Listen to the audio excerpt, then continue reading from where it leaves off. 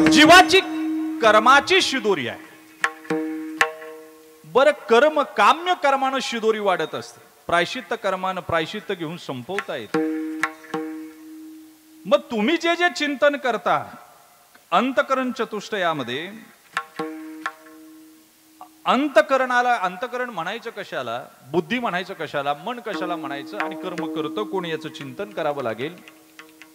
अंतकरण म्हणजे काय? ज्याला मी लागला की तीच अहंकार होतो, बरं का. ज्यानं विचार केला की तेच बुद्धी होते. ज्यानं चंचलता प्राप्त झाली, संकल्प विकल्प केले का तेच मन होतं. आणि ज्या चित्तानं चिंतन केलं का ते चित्त राहतं. काय राहतं? अंतकरण चतुष्टयाची गोष्ट आहे. मग तुम्ही आम्ही चिंतन करावं, विचार करावं, आम्हाला कर्म तर करावं लागणार आहे. कर्म सोडता येत नाही, बरं का. प्रस्थानत्रयी जी आहे त्याच्यामध्ये उपनिषद आहे, गीता आहे. मग या सगळ्याचं चिंतन केलं. काहींनी समन्वयवाद मांडला आणि काहींनी समुच्चयवाद मांडला. परमार्थातली जी प्रस्थानत्रयी आहे, एकनाथी भागवत, ज्ञानेश्वरी आणि तुकोबारायचा गाथा, तर इकडे हे समन्वयवादाचे पुरस्कर्ते, पण बाकी जे आहे ते समुच्चयवादाचे पुरस्कर्ते. समन्वयवादाचा आणि समुच्चयवाद वेगळा आहे आणि समन्वयवाद वेगळा आहे. मग वाद अनेक आहे. अजातवाद आहे, विवर्तवाद आहे, आरंभवाद आहे, परिणामवाद आहे, दृष्टी सृष्टीवाद आहे, खंडन मंडनवाद आहे. या सगळ्या वादाचं चिंतन करता येईल आपल्याला, आवर्जून करता येईल. पण तो आजचा माझा विषय नाही. मला विषय मांडायचा आहे समन्वयवाद. मांडत असताना त्याचं चिंतन केलं. ऐका, समुच्चयवादामध्ये कार्य आणि कारण हे एक रूपानं प्रवास करत. उदाहरण सोपं सांगतो. जिना आहे जिना, खालची पायरी ही वरच्या पायरीवर पोहोचवण्यासाठी असते जिन्याची. ऐका, आणि खालच्या पायरीचं ध्येय साध्य हे वरची पायरी असते. काय असते? म्हणजे दोन्ही शिवाय तो प्रवास नाही. याला समुच्चयवाद म्हणावं. पण रेल्वेचे रूळ, समन्वयवाद. दोन रेल्वेचे रूळ आहे. एका रुळावरून रेल्वे चालत नाही, पण दोन्ही रुळावरून रेल्वे मुक्कामाशिवाय पोहोचल्याशिवाय राहत. याला समन्वयवाद म्हटलं. मग समन्वयवादाचं चिंतन करत असताना काही ठिकाणी भक्ती, उपासना आणि ज्ञान, कर्म, भक्ती, उपासना आणि ज्ञान याचं चिंतन सांगितलं. काही ठिकाणी क्रम चुकवलाय. काही ठिकाणी बाबा सांगितलं पहिलं तुम्ही भक्ती करा, उपासना करा, मग कर्म करा.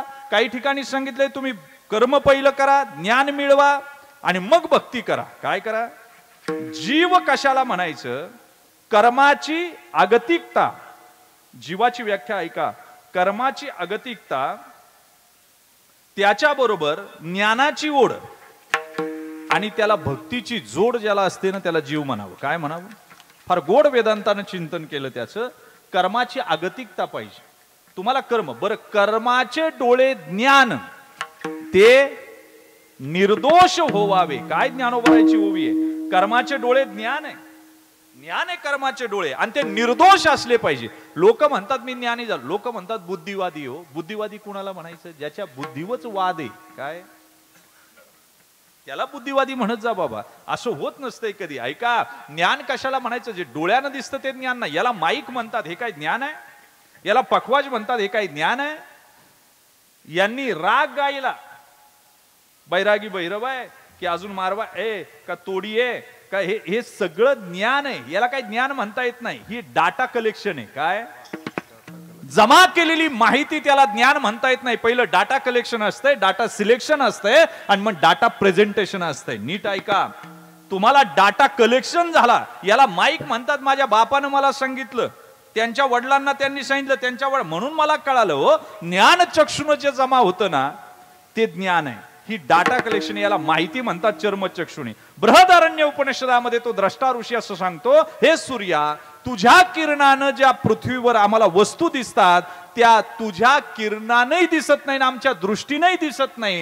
त्याच्यामध्ये धुलीकणाचं जे वहन होतं, त्याच्यामुळे आम्हाला त्या दृष्टीचं ज्ञान होतं, नाही तर ज्ञान होण्याचं काही कारण नाही. काय? ऐका, नीट चिंतन ऐका. आम्हाला ज्ञान कशाला म्हणावं? कर्माचे डोळे ते निर्दोष, कर्माचे डोळे ज्ञान ते निर्दोष व्हावे. ते निर्दोष असलं पाहिजे.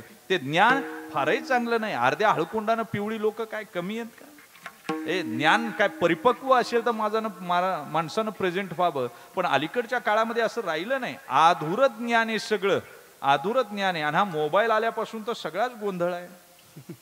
आम्ही वाचणं विसरलो. मोबाईल आला, रेडिओ गेला, मोबाईल आला, टीव्ही गेली, मोबाईल आला, पेपर गेला, मोबाईल आला, कॅमेरा गेला, मोबाईल आला, घड्याळ गेलं, मोबाईल आला, अजून काय गेलं?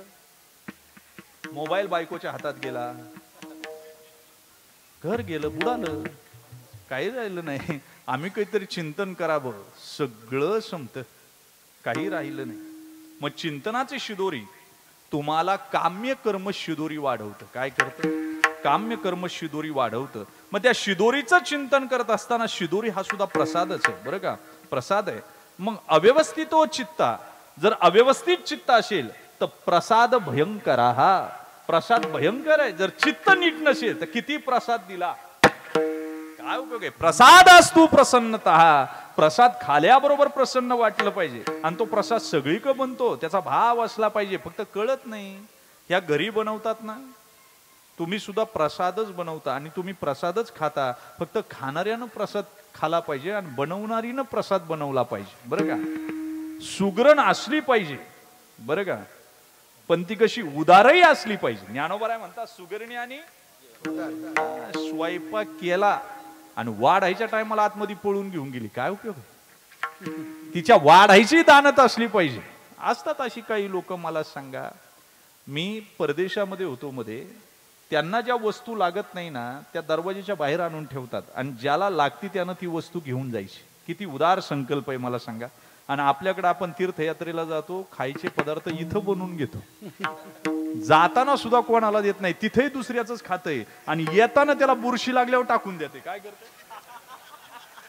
काय अवघड चित्त आहे आमचं, आम्हाला कळत नाही हो. मी कधी कधी विचार केला, कल्पनेचीच धाव जरी चित्ताची असली तरी काम्य कर्मामध्ये त्यानं रमू नये. मग काम्य कर्म करत असताना तुम्हाला कामानं शिदोरी वाढेल, लोभानं वाढेल, मोहानं वाढेल, मदानं वाढेल, सत्तेनं वाढेल, अनेक आहे. मग काम कशाला म्हणायचं? काम काम म्हणजे काय हो? काम गरजेचं आहे, गरजेचं आहे, पण तो कुठपर्यंत?